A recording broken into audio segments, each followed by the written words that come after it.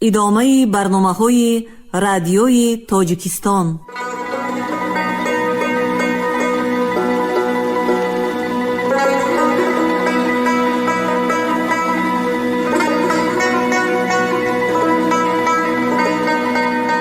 السلام علیکم شنونده های گرامی، با توجه شما گفتاری ادبی از سلسله خوانش بدیعی اثری نویسنده بزرگ تاجیک صدرالدین عینی، یادداشت‌ها در قرائت عبدالرشید خوجامقلوف.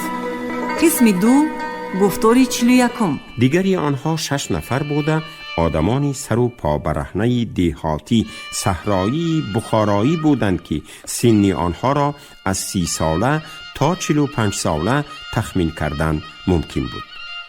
در آخر آن رخنه دروازه حولی بوده، طرف برخنه پیوسته دروازه خانه به 2 تیرگک زور که از درون و بیرون مقابل همدیگر گذاشته شده بودند بند شده می ایستاد و طرف دیگری دروازه خانه به دیواری پاخسگی بلند تکیه می کرد و آن دیوار در دوام خود قسمی درونی حرم سرای این حولی را احاطه می نمود. در رو بروی آخری رخنه و دروازه خانه یک صفه دراز می نمود که از روی حولی 0.5 متر بلندی داشته با 3 پاغنده زینه بروی وی برآمده می شد. در طرف جنوبی صفه و پیوسته به وی یک خانه روی به بالا بود که درهایش بروی صفه گشاده می شدند. بروی صفه یک قالین دراز سیربر که همه جای آن صفه را می گرفت پهن بوده، بر روی وی در میان جای صفه به بالای 3 قبط کرپچه شاهی یک آدمی عجیب رو به دروازه خانه می نشست. در پیش این آدم دسترخوان پهن بوده، بر روی دسترخوان یک طبق کلانی پر از گوشت یخنی و یک چند دانه نانی کلانی تفتان می ایستاد و آن آدم با یک دستش یک پرچه نان را داشته و با دستی دیگرش یک برده گوشت را گرفته آن گوشت را در آن نان پیچانده به دهانش می زد و در وقت خاییدن آن با دستهایش باز به شکستن نان و پاره کردن گوشت مشغول می شد. در آخری صفه در پیش زینه و در رو بروی آن آدم یک جوانی 16-17 ساله می نمود که میانش از روی یک تک با فوطه سفید بستگی و در سر سلچه خردی داشت که فشش خلاندگی بود.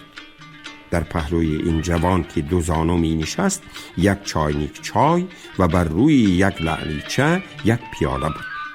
این جوان چشمش را از آن آدمی گوشت خور هیچ نمی کند و گویا منتظری آن بود که اگر آن آدم با اشاره چای طلب کند یا گوشت در گلویش بند شود در پیاله چای کشیده چابکانه برده با لعلیچه پیش او خواهد گذاشت. عجابت آن آدم تنها در طرز خوراکخوریش نبوده، افت و بشره و لباسش زیادتر تعجب آور بودند. قامت این آدم از میانه پستر، رنگش سیاهچه، بینیش نوک پست و پهن، چشمانش تنگی بیمیشگان اما سیاه، سرش آنقدر کلانی اما دراز رویتر، پیشانه‌اش دونگ و ناهموار و رویش باریک اما 2 استخوانی 2 جاغ بالاییش بیرون دمیده برآمدگی بوده. آنها با دونگی پیشانه‌اش نمودی 3 میخی چوبینی کله‌داری به شکل 3 کنجه در زمین تا گلو کوفته شده را به نظری بیننده نمایان می کردند. از همه زیادتر طرف دهان و زیر بینی او عجیب بود. جاغ زیرینی او گویا نوگ نداشت، یا آن قسم جاغش را که منح و در زبان ادبی زنخ می نامند گویا از پیش لب زیرینش تماما بریده گرفته به جای بریده شده یک پارچه چرمی سیاهی را دوخته یا چسبانده مانده بودند. آن چرم سیاه هم از پوستی بوز بوده، گویا در وقت آش داده چرم پختند یک چند تار پشم باقی مانده بوده است که آن تارها در این آدم بجای ریش خدمت می کرد. بسری این آدم یک عرقچینی سفید، در پایش یک ازاری وسیع صوف بود، اما کرته نداشت و از روی یک تک جامه بی آستر که از چیتی تنوک گردی دوخته شده بود پوشیده می نشست. او 4 زانو نشسته بود و از تگی گلویش با سری سینه و شکمش تا زیر نافش همه جای اعضای پیشینش به نظر نمایان بودند، خصوصا شکمش که به سبب کلانیش از برهای یک تک بیرون برآمده به سری زانوهایش آویزان شده می ایستاد، به نظر خیلی بدنما می نمود. از بس که قسمی پیشینه‌ای به نظر نمایان بدنش مانند بدن حیوانات با پشم جنگیله موی مانند پوشیده شده بود، چی رنگ داشتنی پوستی بدنش به کس معلوم نمی شد. سن و سال این آدم را هم تخمین کردن ممکن نبود. نان و گوشت را با یک حرصی سگانه تیز و مول خوردنش، هم کم بودن تارهای سفیدی موی بدنش دلالت می کرد که آن آدم میان سال است، اما از چینهای رویش و از بینوری چشمش او را از 70 بالا تخمین کردن هم ممکن بود. در هر حال خواه پیر باشد خواه میان سال، قیافه این آدم به نظری کس آنقدر دلکش نمی نمود و از بی پروایانه نشسته و خاطر جمعانه طعام خوردنی او در وضعیتی که در پیش نظرش آدمان مانند حیوانات به یک کمیخ بستگی می ایستادند، خیلی خصلت‌های نفرت آور داشتنی او را تخمین کردن هم ممکن بود.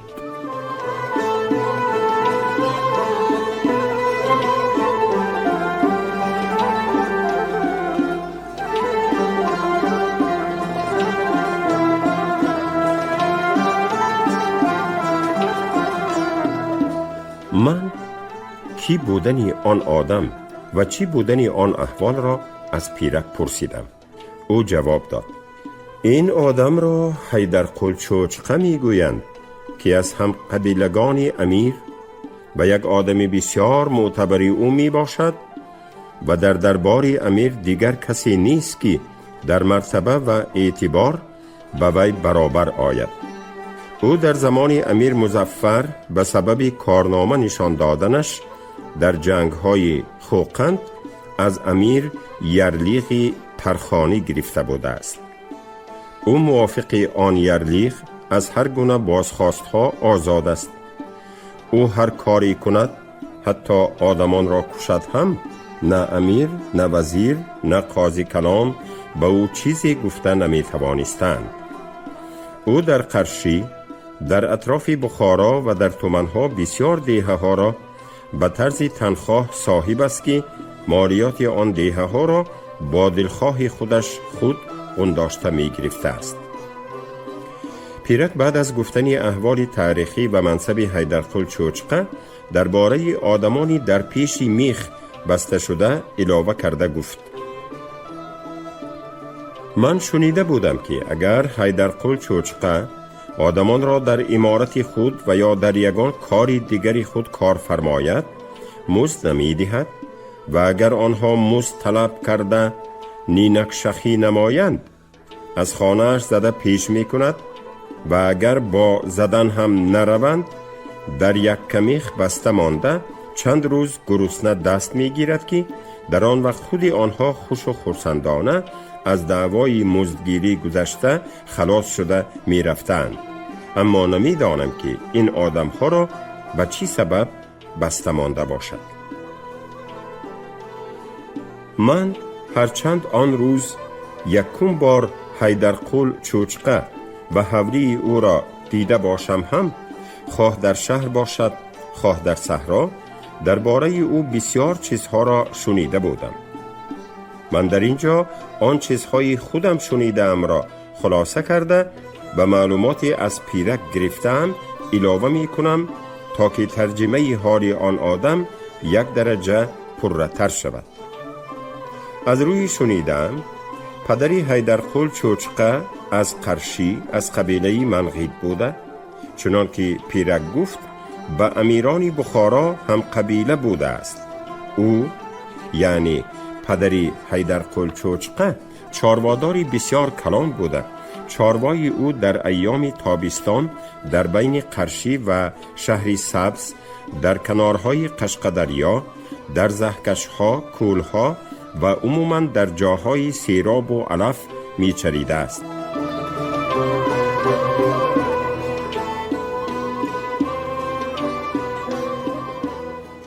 اعضای عائله او هم با عادت قدیمی چارواداری از پس گله و رمه خود کوچیده گشته در کنار زهکشها و کولها منزل می کردند. حیدرقل چوچقه انا در همین عائله تولد یافته، در همان زندگانی کولنشینی عادت کرده به وای رسیده است.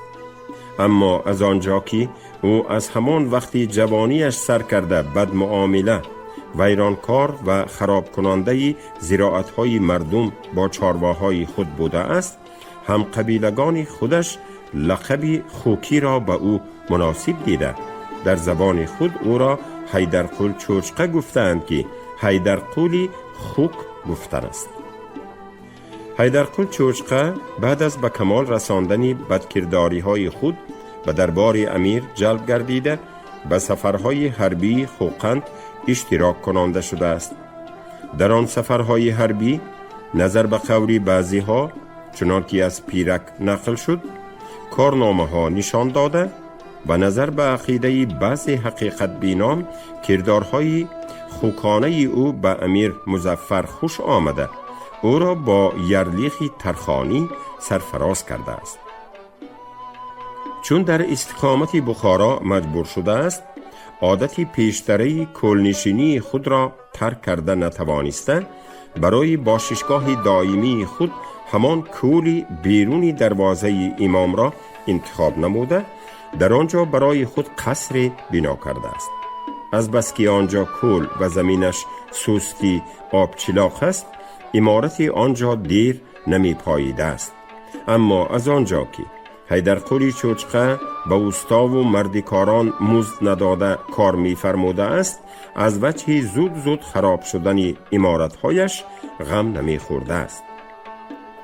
ما از پیش حوری حیدرقل چوچقه گذشته به بازاری اسب بخارا که در بیرون دروازه امام و در همان راهی کلان بود رسیدیم. از بس که ما پگاهانی در حجره امان چیزی نخورده به تماشا برآمده بودیم، مداری راه رفتن در ما نمانده بود. بنابراین من در آنجا 2 نان خریدم و پولی 1 چایnik چای را پیرک متصدی شد. ما هر دو در سماوارخانه بازاری اسب برای چای نوشی نشستیم. در وقت چای نوشی هم سخنی ما بر بالای حیدرقل چوچقه می رفت. وقتی که من درباره سببی برای حولی بنا کردن کول زمین را انتخاب نمودنی او به طرزی در بالا نوشته شده فکری خود را گفتم، سماوارچی به گپ همراه شده ممکن است که گفت سببش در عادت او باشد، لیکن به فهم من برای کولی دروازه امام را خواسته گرفتن تنها عادت او سبب شده نمی تواند، زیرا در بیرون هر دروازه بخارا کولهای از این کلانتر و آبهایشان از زهکش اینجا فراوانتر هستند. حتی در درون شهر هم کول و لایدان بسیار است. مخصوصاً کولی اینجا را خواسته گرفتن او سبب دیگر هم دارد. این زهکش ها و کولهای ورجه و ریشتخانه بعد از انقلاب بخارا کافته و خشکانیده شدند و در نتیجه ورجه و ریشته هم از بخارا برهم خورد. پس آن سبب کدام است؟ سبب این است که گویان سماوارچی به ایضاح دادن سر کرد. او به اسب جلابی هوس دارد و از این کار بسیار فایده هم میبرد. از بس که او آدمی کلان است، دلالان به او اسبهای بیرونه را ارزان خریده داده اسب او را به خریدارهای بیرونه از ارزشش زیادتر می فروشند. از غیر این سودای اسبهای دزدی و تا وقتی فروش باششگاه آن گونه اسب‌ها هم در خانه اوست. معلوم است که فروخته پول کردن اسبان دزدی بسیار دشوار است و هر زمان به دست افتادن فروشگاری آن گونه اسب‌ها ممکن است.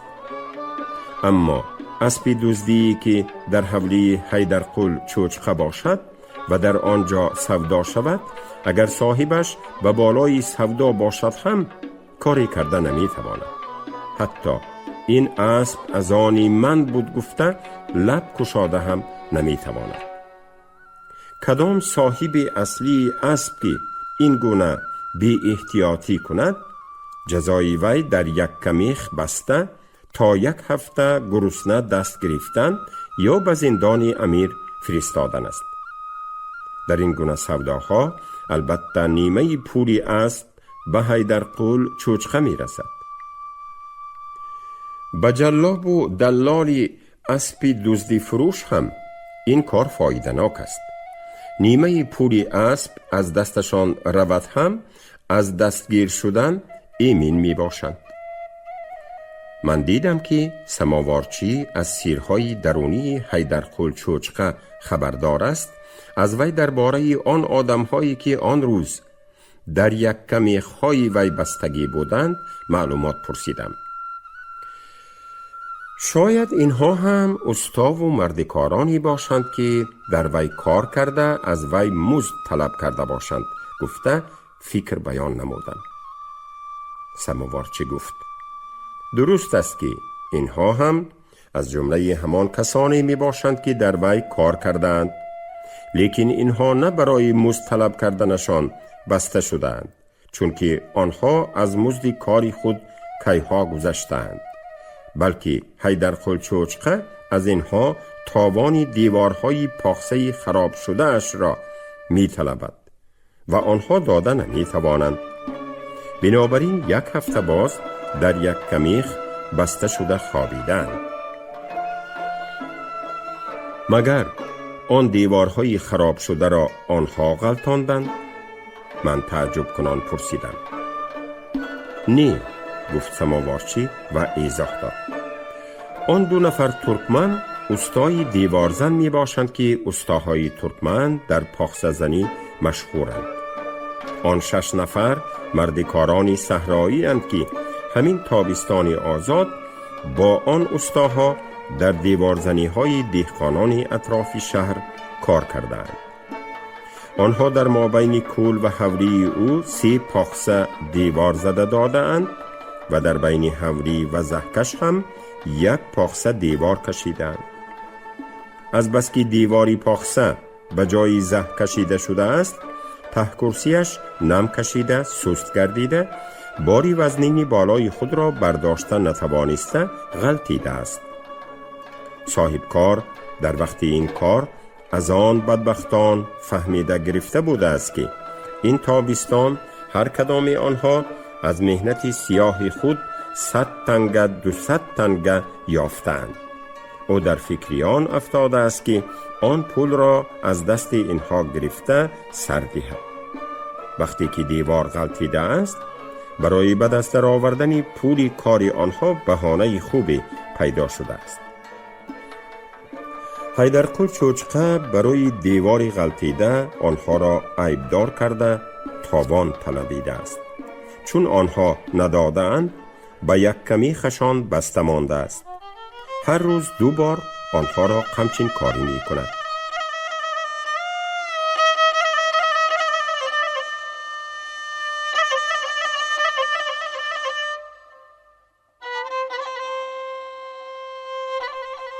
سماوارچی در آخری سخنش گفت باید آن بدبختان پولی کاری 1 ساله از جایی که برای خرج زمستانیشان ذخیره کرده مانده اند یافته به او داده از دست او رهایی یابند، یا اینکه در پیش یک کمیخ او یا در زندان امیرش بمیرند. غیر از این 2 کار چاره دیگری ندارند.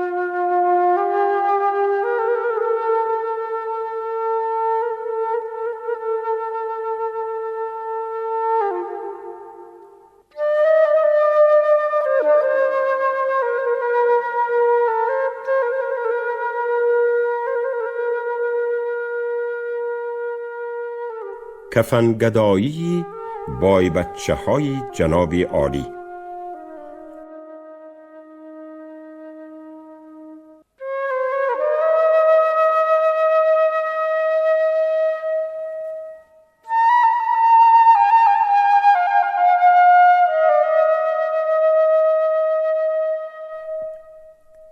ما از بازاری اسب گذشته از دروازه امام به شهر در آمدیم و راست به طرف جنوب روان شده از ریگستان و تاخ تیرگران گذشته به رسته ندافی رسیدیم.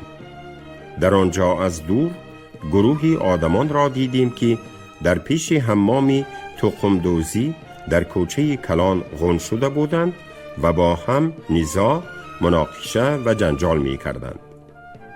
ما قدم خود را چابکتر گذاشته به آن گروه نزدیک شدیم.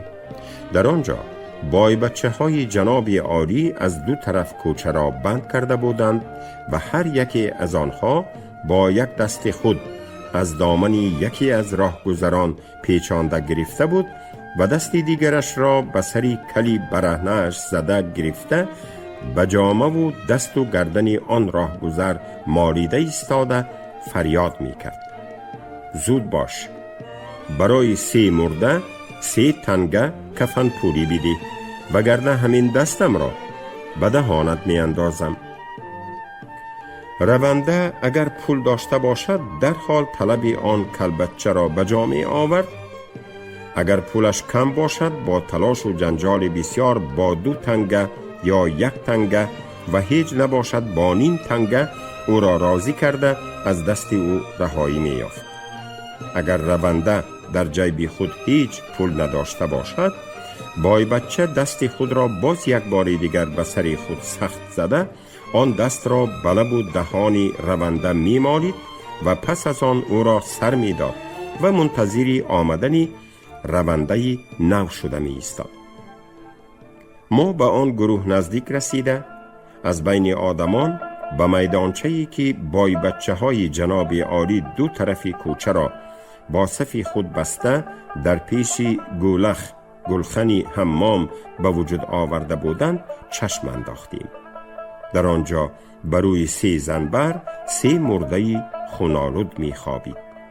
اینها مرده های ملا بازار، ملا تراب و نسیم خرخور بودند که همین پگاه در بازار ریسمان ریگستان برای سلامتی ذات عالی کشته شده بودند. ما دیگر در آنجا زیاد ایستادن را و نیز از آن کوچه از پیش حمام گذشتن را برای خود صلاح ندیدیم و به دست چپ به طرف شرق به پس کوچه‌ای گشته از آنجا به گذری کوچه‌ای سنگین برآمده به واسطه گذرهای خواجه زین الدین، حمام کنجک، صدیقیان و تگی منار رفته به مدرسه میری عرب در آمدیم. از روی ایزاحی که پیرک در راه به من داد، بای بچه های جناب عالی به طریق دائمی در گولخ حمام تقمدوزی در بین خاکسترها زندگانی می کردند. هر کسی که از طرف امیر در بازار ریسمان کشته شود، مرده او را با زنبر برداشته در پیش باششگاه خود در کوچه می گذاشتند و از مردم به بهانه گوراندن وی پول می گرفتند. اگر آن مرده صاحب و خویشاوندان داشته باشد، آنها آمده به آن بای بچگان پولی بسیاری داده مرده خود را خریده گرفته برده می گرانیدند. اما اگر آن کشته شده بی صاحب باشد، تا 2-3 روز تا از حد زیاد بوی پیدا کردن واسطه تاراجگری بای بچه های جناب عالی شده در آنجا می مانده است و بعد از آن بای بچه ها آن مرده را برداشته برده از شهر برآورده در یگان کولی نیزار یا چقوری پرتافته از نظر شهریان دور می کردند. به جای یک بیچاره دیگر. مرا با وجود آن همه ماندگی نه روزانه و نه شبانه هیچ خواب نبود و منظره های دهشت انگیزی آن روزه از نظرم هرگیز دور نمی شدند. در روی صحن در هوای گشاده گذرانیدن شب را مناسب دیده به آنجا برآمدم. در آنجا به لب غربی صحن رفته در رو بروی دروازه مسجد کلام نشستم. از بالای قنارهای پرغوزه اول صدای سرفه کسی برآمد و بعد از آن آواز آن کس شنیده شد. کیست در آنجا؟ این آوازی قراول بود. من، آشنا، ملا بچه‌ی همین مدرسه، گفتم در جواب و علاوه نمودم. بابا مراد، اینجا بیایید 4 تا گپ زنیم. مراد پختکشی بازارچگی چوب دستی قراولی خود را به جای عصا کار فرموده به زمین و زین پایه تق تق زنان به صحن برآمده پیش من آمد. در دستش یک پستکچه پوستی بوزی بود که وی را در پهلوی من به لب صحن پهن کرده بر روی وی نشسته و گفت: پیر شدم، سردی سنگ و نمی زمین به میانم تأثیر می کند و دردش زیاد می شود. و همین سبب هر جا نشینم بر روی همین پستکچه‌ام می نشینم. من بعد از پرس و پارسی احوالی او پرسیدم. برای آخرین بار دیدنی همدیه‌تان نسیم خرخور و ودا کردن با او چرا این پگاه به ریگستان نرفتی؟ مگر تو رفته بودی؟ رفته بودم. کشته شدن او را دیدی؟ دیدم. مگر او را می شناختی؟ پیرکی سؤالهای آخرین خود را به من با هیجان می داد. نه، نمی شناختم. اما دیروز وقتی که شما درباره کشته شدنی بودنی نسیم خرخور نام همدیه‌تان به هاشمی پله بردار گپ می زدید من شنیده بودم. امروز که در ریگستان کشته شدنی یک آدمی ناشناس را دیدم، این همان نسیم باید باشد گفته در دل خود مقرر کردم. هیجان موسفید یک اندازه پس شد و نفسش را راست گرفته با آهنگی آهسته تر گفت: آن کسی ناشناس که تو کشته شدن او را دیدی نسیم خرخور نبوده، یک بیچاره دیگری ناشناس است که به جای نسیم کشته شد. پیرکی را سرفه گرفته سخنش بریده شد و بعد از آرام گرفتن سرفه باز سخن خود را دوام داد. چنان که دیروز به هاشم گفته بودم، میرشب برای از کشتن خلاص کردن نسیم خرخور از برادری او 2000 تنگه نقد طلب کرده است. او زود به دیه رفته حولی، زمین، جفتی گاو و گاوی جوشاییش را با همه اسباب خانه‌اش که همه یک جایه کمش به 10,000 تنگه می ارزند به بای دیه به 2000 تنگه نقد فروخته آورده به میرشب داده است. میرشب به او گفته است: حکم نسیم از طرف جناب عالی مهر شده به دست میر خوشبیگی رسید. اکنون او را روی راست سر دادن ممکن نیست.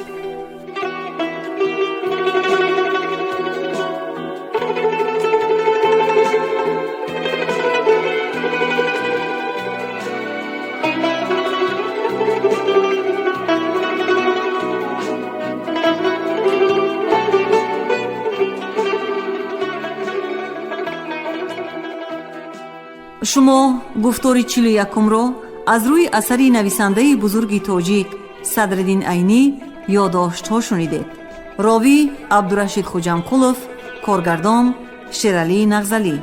پایان گفتار ادبی از سلسله خوانش بدیعی.